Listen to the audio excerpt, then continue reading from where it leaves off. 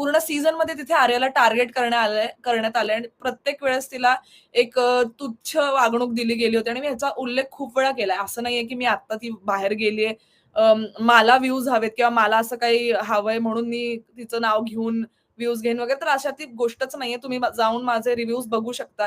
तिथे मी वारंवार तिथे मेन्शन केलेलं आहे, की आर्याला अशी वागणूक का मिळते घरामध्ये. ती खूप चांगली प्लेयर आहे, खूप छान खेळते, तरी तिला वारंवार अशी का वागणूक मिळते?